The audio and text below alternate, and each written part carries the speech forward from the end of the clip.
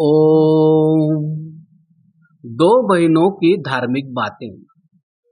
चौथा भाग। गृहस्थ धर्म और सुखी गृहस्थ। गृहस्थ का अर्थ व महत्व। यशोदा। सुखदा बहन नमस्ते। सुखदा। नमस्ते बहन, आइए बैठिए। यशोदा। बहन, कल आपने धर्म का वास्तविक स्वरूप बतलाया और साधारण धर्मों की जानकारी भी दी। आज मैं गृहस्थ के धर्म और सुखी गृहस्थ के उपाय जानना चाहती हूँ। सबसे पहले मैं ये जानना चाहती हूँ कि वैदिक मान्यता के अनुसार गृहस्थ का क्या अर्थ है। सुखदा। वैदिक समाज व्यवस्था के अंतर्गत 4 आश्रम माने गए हैं। पहला ब्रह्मचर्य, दूसरा गृहस्थ, तीसरा वानप्रस्थ और चौथा सन्यास। इनमें गृहस्थ दूसरा आश्रम है। शास्त्रों में गृहस्थ व्यक्ति के कर्तव्यों का उल्लेख है। ब्रह्मचर्य आश्रम में रहने के बाद युवक युवती होकर विवाह करके घर में रहते हुए संतानोत्पत्ति आदि धर्मों का पालन करना और संतान का निर्माण करना गृहस्थ आश्रम है। वैदिक व्यवस्था में इस आश्रम को ज्येष्ठ आश्रम कहकर बड़ा सम्मान और महत्व दिया गया है। यशोदा। मैंने तो साधु संतों, धर्माचार्यों, महंतों आदि के मुख से गृहस्थ की निंदा ही सुनी है। वे गृहस्थों को और विशेष रूप से नारी जाति को हेय दृष्टि से देखते हैं तथा गृहस्थ आश्रम को संसार में फंसाने वाला मानते हैं। सुखदा। ऐसा करना वेद शास्त्रों और वैदिक व्यवस्था के विरुद्ध है। वैदिक मान्यता के अनुसार शास्त्रों के अनुसार धारण किए हुए चारों आश्रम व्यक्ति के धर्म और मोक्ष की सिद्धि करने वाले हैं। वैदिक व्यवस्था के अनुसार तो गृहस्थ सब आश्रमों में ज्येष्ठ और श्रेष्ठ है। इसके अनेक कारण हैं। पहला, गृहस्थ आश्रम के माध्यम से ही मनुष्य जन्म की प्राप्ति होती है। इसके बिना मनुष्य जन्म न होने से कोई कुछ भी नहीं कर सकता। न सांसारिक सुखों को प्राप्त कर सकता है, न मोक्ष को प्राप्त कर सकता है।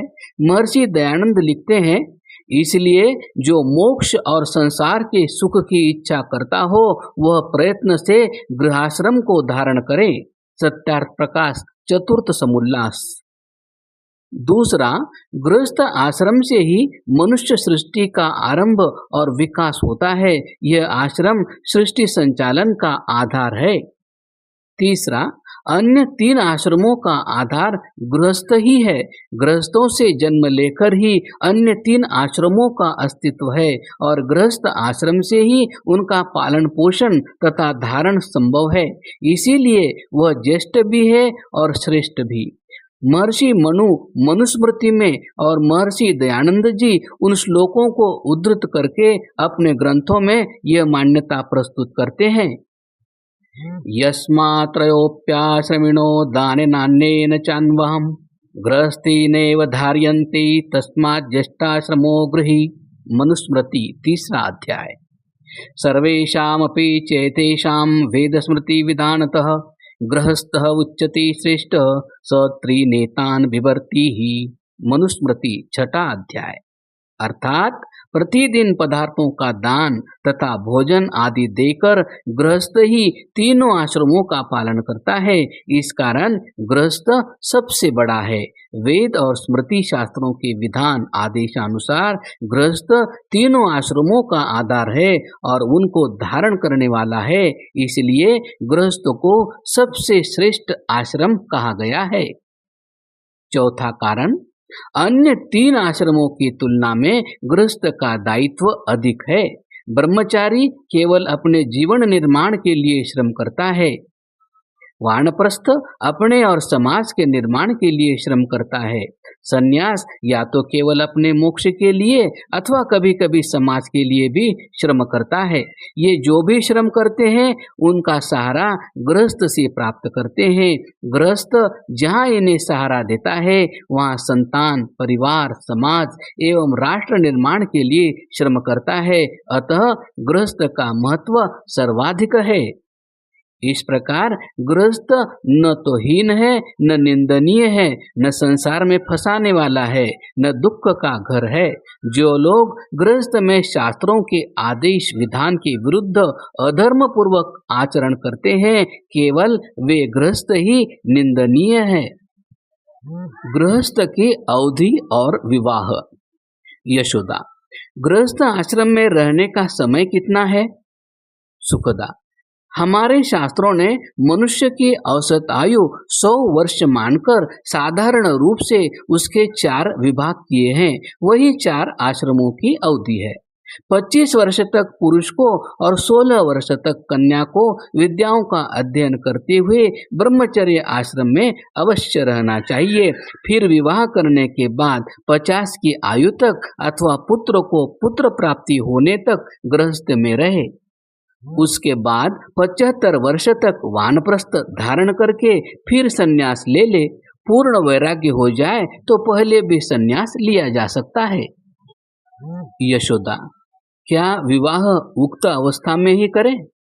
सुखदा, यह कम से कम आयु है। इससे कम आयु में विवाह वर्जित है।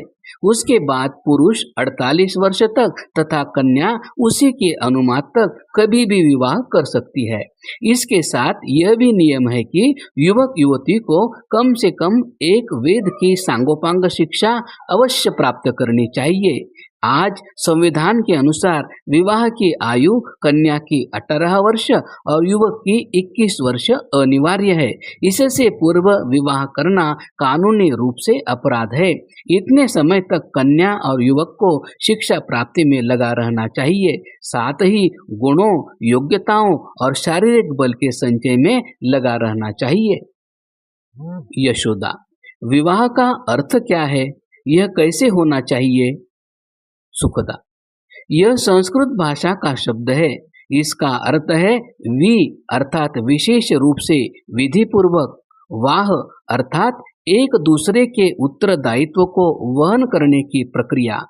विवाह संस्कार में युवक युवती साथ रहकर तन मन धन से एक दूसरे की जिम्मेदारी लेते हैं और संतानोत्पत्ति के कर्तव्य का पालन करते हुए गृहस्थ के कर्मों को करते हैं।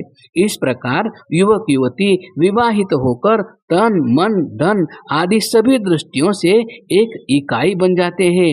यही इकाई सुखी गृहस्थ का मूल मंत्र है। इकाई में जितना अंतर होगा उतना ही गृहस्थ के सुखी जीवन में अंतर रह जाएगा। विवाह सुशिक्षित युवक युवती का गुण कर्म स्वभाव के अनुकूल परस्पर की प्रीति से और समाज में प्रसिद्धि पूर्वक होना चाहिए। ऐसे विवाह में सुख और स्थायित्व होता है। प्राचीन काल में इस प्रकार के विवाह को स्वयंवर विवाह कहा जाता था। इसी को सर्वश्रेष्ठ विवाह कहा गया है। इतिहास प्रसिद्ध दमयंती, सीता, द्रौपदी, रुक्मिणी आदि देवियों का स्वयंवर विवाह ही हुआ था। वेद का भी आदेश है, ब्रह्मचर्येन कन्या युवानम विंदते पतिम। अथर्ववेद। अर्थात ब्रह्मचर्य आश्रम में रहकर अर्थात ब्रह्मचर्य से बल का संचय करके और सुशिक्षित होकर युवती कन्या अपने सदृश पति का वर्ण करती है। अभिप्राय यह है कि विवाह इसी प्रकार योग्यता से करना चाहिए। महर्षि दयानंद जी ने विवाह का लक्षण करते हुए लिखा है, जो नियम पूर्वक प्रसिद्धि से अपनी इच्छा करके पाणी ग्रहण करना वह विवाह कहता है। स्वमंतव्या मंतव्य प्रकाश क्रमशः।